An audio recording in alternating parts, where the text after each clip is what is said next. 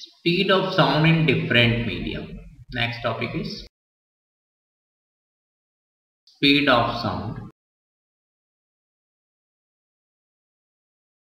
in different medium. Light waves में हमने पढ़ा था कि जब वैक्यूम में लाइट की वेलोसिटी सबसे ज्यादा होती है, मैक्सिमम होती है, और जब इलेक्ट्रोमैग्नेटिक वेव या लाइट वेव जब डेंसर मीडियम में जाती है कंपैरेटिवली, तो उसकी वेलोसिटी कम होती चली जाती है। जैसे हम बोलें कि वाटर में वेलोसिटी कम हो जाती है, और वाटर से यदि हम ग्लास में जाते हैं तो ग्लास में और कम हो जाती है in case of electromagnetic wave.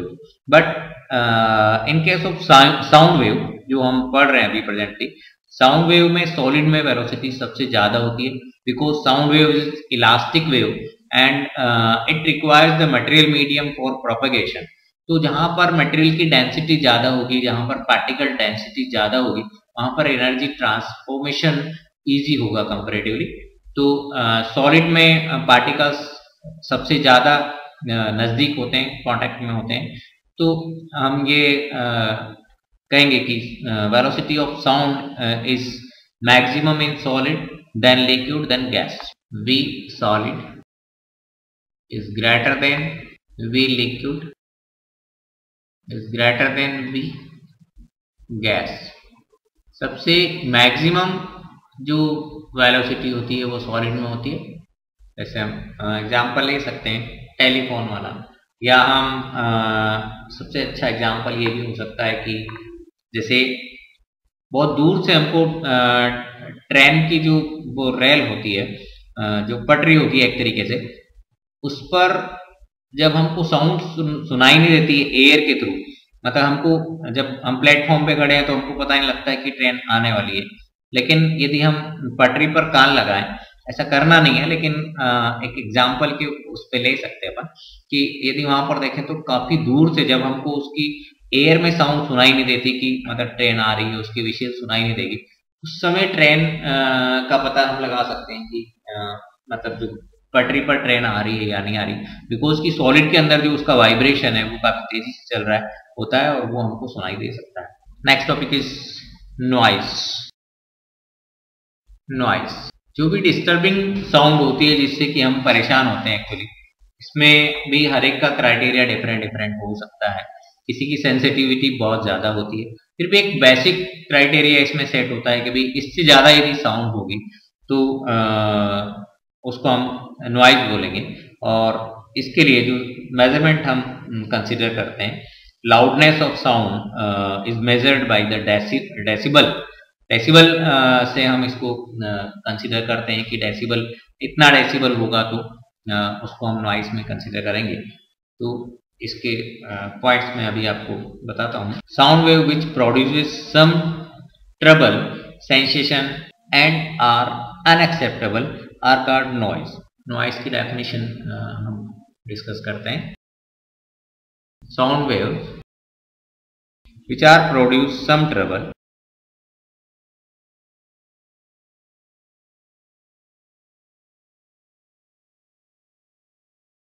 some trouble and sensation and are unacceptable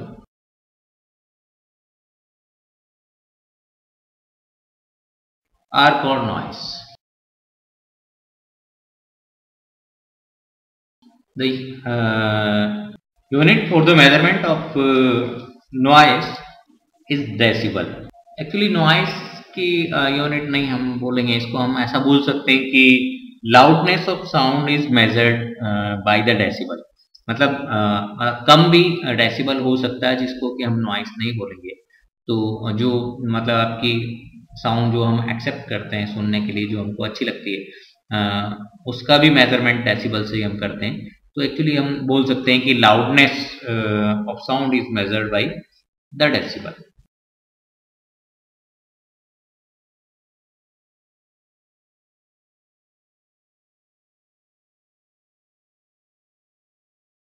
decibel is denoted by dB, small d and capital. Sound को हम इस तरीके से भी इसके लाउडनेस को डिफाइन कर सकते हैं डेसिबल में, कि जो ऑडिबल साउंड है एक्चुअली उसकी रेंज हम ले सकते हैं कि 60 डेसिबल तक हम मैक्सिमम उसको सुन सकते हैं, बियर कर सकते हैं।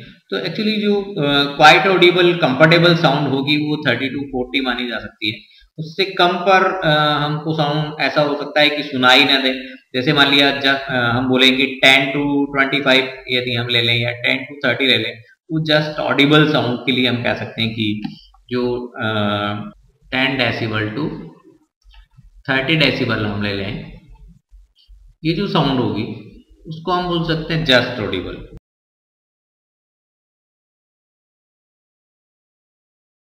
थर्टी टू 40 जो होगी वो क्वाइट ऑडिबल, वो हम अच्छे से उसको सुन सकते हैं, हमको ठीक भी लगती है, वो कंफर्टेबल साउंड बोल सकते हैं इसको अपन। 50 decibel to 60 decibel moderately loud sound हम इसको बोलेंगे।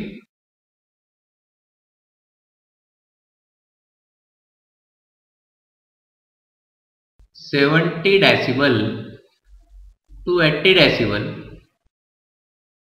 ये लाउड साउंड हो जाएगा,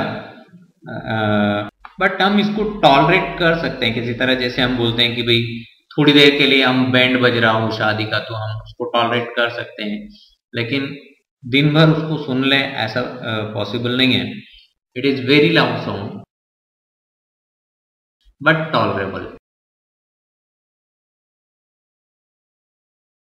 90 to 105 noise, very loud and uncomfortable।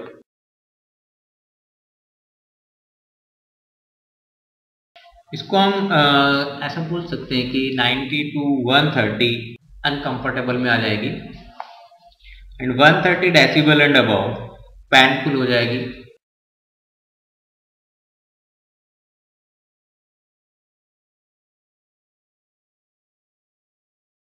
It will be painful.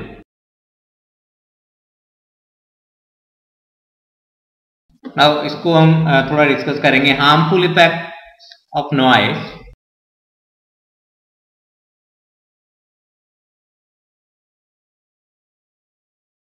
यदि हम पेनफुल नॉइस को या हाई पिच साउंड को, हाई लाउड साउंड को बहुत देर तक सुनते हैं, तो वो नॉइस पोल्यूशन की वजह से हमको कई बार मतलब हम ये बोलें कि एक डीपनेस आ जाती है उसमें, और हियरिंग प्रॉब्लम हो जाती है कि हम उसको जब उस समय तो सुन रहे होते हैं, लेकिन धीरे धीरे करके और उसमें हमारे जो ईयर में प्रॉब्लम आ सकती है, उसके ईयर ड्रम और जो भी सेंसेशन होता है उसमें प्रॉब्लम फेस कर सकते हैं हम, बिकॉज द हियरिंग प्रॉब्लम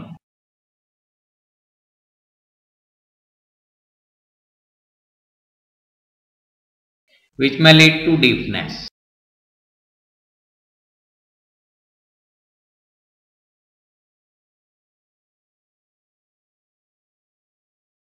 दूसरा हम इसमें लें कि ये वर्क एफिशिएंसी को भी रिड्यूस करती है। Pollution reduces the concentration and result in the loss of work efficiency. reduces the concentration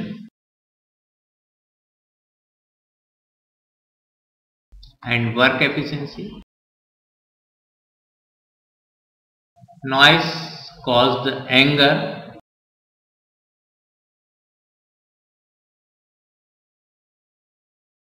and interfere in the sleeping pattern।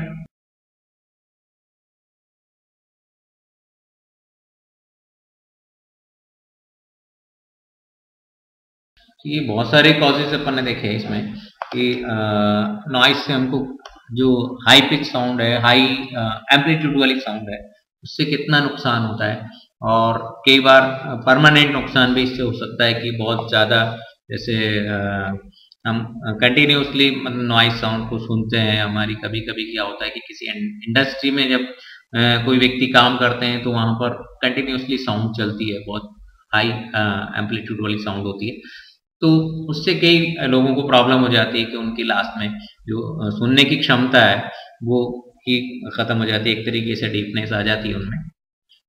Now the next topic is Sonar. The word Sonar is stands for the sound navigation and the ranging. Sonar means sound navigation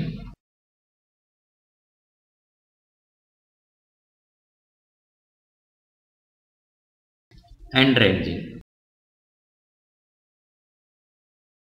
ये एक instrument, एक apparatus है जिससे कि हम सी level का, सी में depth का पता लगाते हैं कि यहाँ पर कितनी गहराई है, या सबमरीन्स, किसी भी एनिमी का जो सबमरीन्स यदि उसमें आता है कि हमारे पास आ रहा है या हमें कोई नुकसान पहुंचा सकता है, उसका पता भी हम इसी से सोनार से ही लगाते हैं। ये एक तरह का इंस्ट्रूमेंट है। ये अल्ट्रासाउंड जनरेट करता है, इट मीन्स कि हाई फ्रीक्वेंसी की साउंड जनरेट करता है, और ये साउंड जब उसमें पानी के अंदर जाती है तो उससे टकरा के वापस लौटती है। किसी भी, हम बोलें कि सबमरीन से टकरा के यदि वहां तक जाती है, या बीच में कोई भी हर्डल आने वाला है उससे टकराती है, या हम डेप्थ का पता करना हो तो ये नीचे लेवल तक जाती है और वहां से मतलब उसकी डेप्थ का जो सतह है उसकी, उससे टकरा करके वापस आती है। तो एक्चुअली जाने और आने का हमको पता होता है कि हम जो फ्रीक्वेंसी, जो साउंड जनरेट कर रहे हैं उसकी फ्रीक्वेंसी कितनी है, उसकी वेलोसिटी कितनी होनी चाहिए, जो वो उसके अंदर जा करके वापस आती है, उसका टाइम पीरियड नोट कर लेते हैं। तो टाइम पीरियड और हमको वेलोसिटी जब पता होती है, फ्रीक्वेंसी पता है, वेवलेंथ पता होती है, तो हम उसको डिस्टेंस का पता लगा लेते हैं कि कितने डिस्टेंस पर सबमरीन होगा एनिमी का जो आ रहा है, या उस डिस्टेंस का पता लगा सकते हैं कि यहाँ पर सी की डेप्थ कितनी है। वो सब चीजें हम उससे पता कर सकते हैं। Working of Sonar. Sonar is a apparatus. It consists of two parts.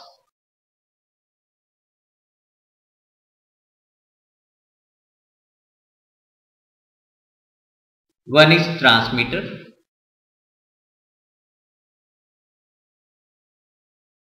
For emitting ultrasonic waves.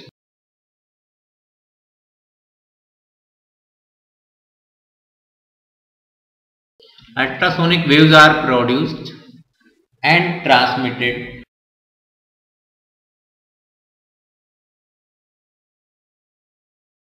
by the transmitter.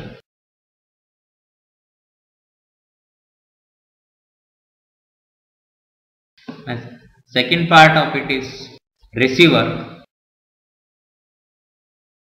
For detecting the ultrasonic waves, जो इंफॉर्मेशन लेकर के आती है वापस, जो लोड के अल्ट्रासाउंड वेव्स आती है उनको वापस डिटेक्ट करता है। It is used to detect the ultrasonic waves. तो इससे हम सी की डेप्थ पता लगा सकते हैं, या कोई भी सबमरीन जो टकरा करके आ रहा है उसका हम पता लगा सकते हैं। जैसे हम बोलें कि डेप्थ ऑफ सी, डिस्टेंस एक तरीके से हमको पता हो रही है। तो velocity of sound in sea water, velocity of sound in sea water into time, कि आने और जाने में कितना टाइम लगा, बाई 2, बिकॉज वो आने और जाने की दोनों डिस्टेंस को शो करेगा। तो distance will be equal to v into t. T is the time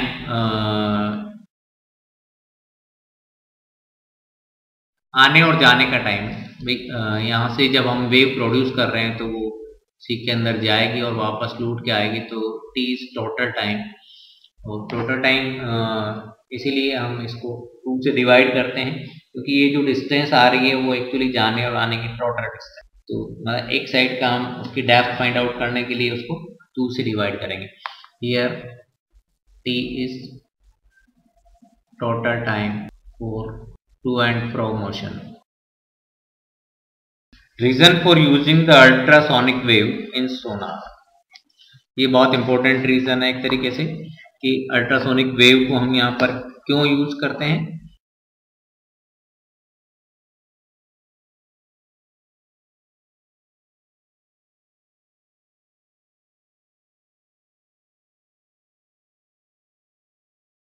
पहला रीजन इसका ये है कि अल्ट्रासोनिक जो वेव्स होती हैं उसकी फ्रीक्वेंसी बहुत हाई होती है, और हाई फ्रीक्वेंसी होने की वजह से ये उसमें सी वाटर में काफी डेप्थ तक पेनिट्रेट कर जाती है एक तरीके से, और उसमें एब्जॉर्ब नहीं होती। मतलब we can say the ultrasonic waves have a very high frequency due to which they can penetrate deep in sea water without being absorbed. First reason is because of very high frequency, it can be penetrate deep, it can in sea water without being absorbed.